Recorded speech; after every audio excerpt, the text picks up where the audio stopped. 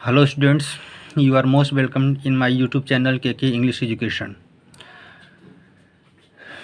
आज मैं आप लोगों को द आइज हैबिट के बारे में एक्सप्लेन करने जा रहा हूं, जो west Bengal council of higher secondary education में क्लास 12 के लिए प्रिस्क्राइब किया गया है। इसे लिखा गया है रस्किन बॉन्ड के द्वारा। तो रस्किन बॉन्ड के बारे में थोड़ा हम लोग देख लेते हैं। रस्किन बॉन्ड का जन्म 1934 में, मतलब 1934 ईस्वी में, 1934 ईस्वी में कौशाली में हुआ था, जो कि उस समय पंजाब प्रांत में पड़ता था।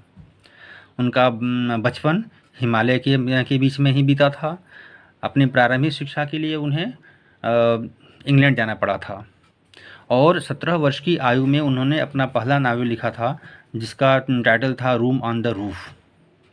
उन्होंने हिमालय के अपने राइटिंग्स में, उन्होंने अपने लेखों में, अपने राइटिंग्स में हिमालय के आसपास जो स्थानीय परिवेश होता है उसके बारे में समझाने का प्रयास किया है उन्होंने। और उनकी जो राइटिंग्स है वो आधुनिक काल के लेखकों के लिए एक तरह से प्रेरणादायक है, एक प्रेरणा स्रोत के रूप में काम करती है।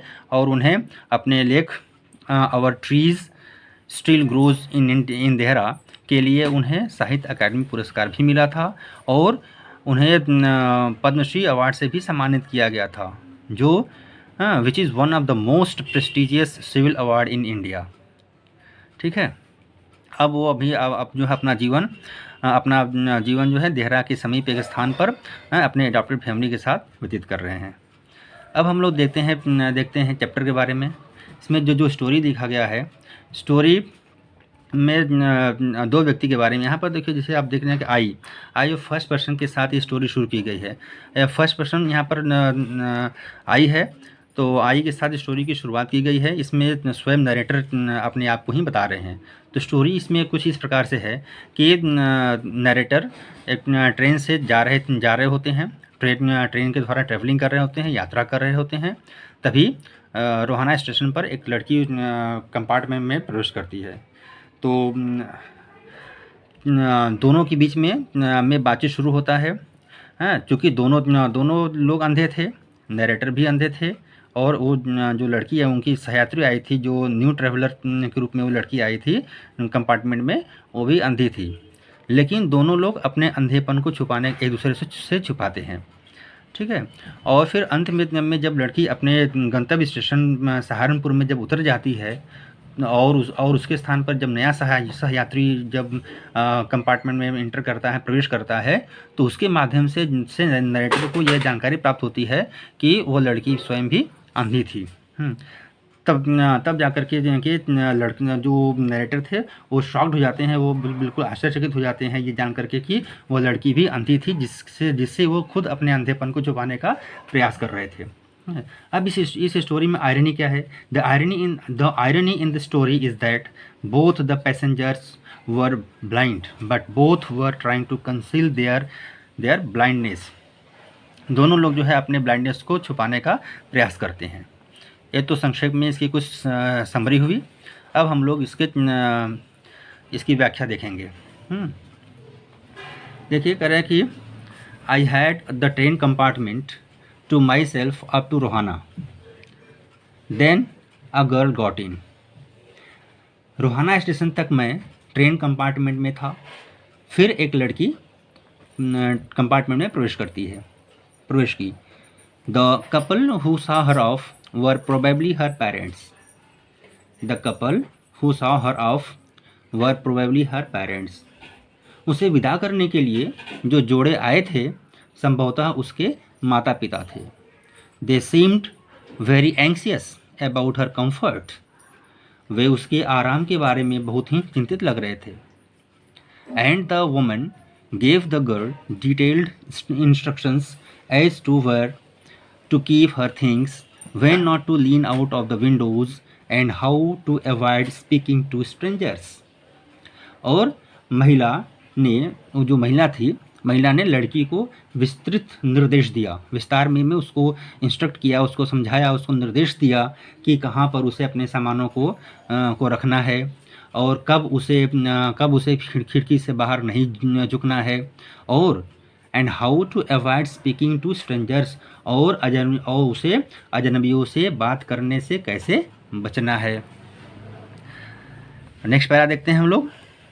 दे called their goodbyes and the train pulled out of the station. उन्होंने उसे अलविदा कहा और ट्रेन स्टेशन से बाहर निकल गई। As I was totally blind at the time my eyes sensitive only to light and darkness. कह रहा है यहाँ पर कि चूँकि मैं उसमें पूरी तरह से अंधा था। As I was totally blind at the time, क्योंकि मैं उसमें पूर्ण रूप से अंधा था। My eyes sensitive only to light and darkness, मेरी आँखें केवल प्रकाश और अंधकार के प्रति संवेदनशील थीं। I was unable to tell what the girl looked like, मैं यह बता पाने में असमर्थ था कि लड़की कैसी दिखती है। लेकिन I knew she wore slippers from the way they slapped against her heels.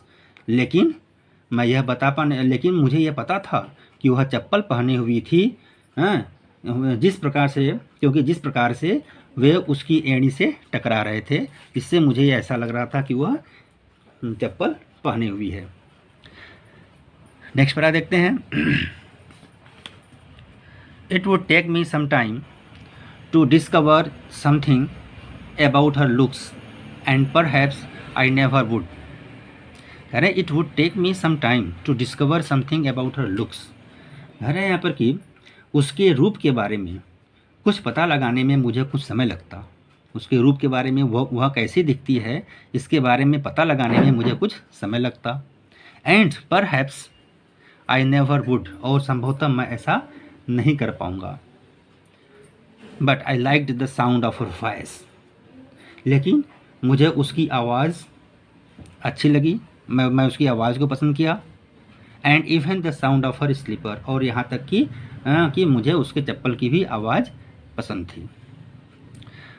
Are you going all the way to Dehra, I asked. उसके पश्चात नरेटर ने, आई मीन्स यहाँ पर द नरेटर ने पूछा कि are you going all the way to Dehra, क्या तुम देहरा जा रही हो। तो आगे कह रहे हैं यहाँ पर कि I must have been sitting in the dark corner because my voice startled her. कह रहे हैं यहाँ पर कि मैं एक अंधेरे कोने में बैठा था। I must have been sitting in the dark corner, मैं बस ही एक अंधेरे कोने में बैठा था। बिकॉज, क्योंकि माई वॉइस स्टार्टल्ड हर, क्योंकि मेरी आवाज़ से वह चौंक गई, क्योंकि मेरी आवाज़ ने उसे चौंका दिया, या मेरी आवाज़ से वह चौंक गई। She gave a little exclamation and said, वह मुझे थोड़ा सा अपने बारे में मैं आश्चर्यचकित होकर के, मैंने विस्मित होकर के मुझे थोड़ा सा बताई, विस्तार अपने बारे में जानकारी दी। एंड सेड, और बोली, I didn't know anyone else was here, मुझे नहीं पता था कि कोई और भी यहाँ पर था। फिर आगे देखते हैं। Well, it is often happens that people with good eyesight fail to see what is right in front of them. ठीक है, अक्सर ऐसा होता है, इट ऑफन हैपेंस दैट, अक्सर ऐसा होता है कि पीपल विथ गुड आईसाइट, लोग जिनकी दृष्टि अच्छी होती है, मतलब अच्छी दृष्टि वाले लोग fail to see what is right in front of them, यह देखने में असफल होते हैं कि उनके सामने सही क्या है। फिर आगे देखिए, they have too much to take in, और आगे कह रहे हैं आई सपोज, मैं ऐसा मानता हूँ कि उनके पास लेने के लिए बहुत कुछ होता है। Whereas people who can not see, जबकि वो लोग जो देख नहीं पाते और सी वेरी लिटिल, या बहुत कम देख पाते हैं, have to take in only the essentials, उन्हें कुछ आवश्यक चीज़ों को ही लेना पड़ता है। और whatever registers most tellingly on their remaining senses, जो कुछ भी उनकी शेष इंद्रियों पर सबसे अधिक स्पष्ट रूप से दिखाई देती हैं। तो आशा करता हूँ कि ये वीडियो आप लोगों को कुछ समझ में आया होगा। Thank you.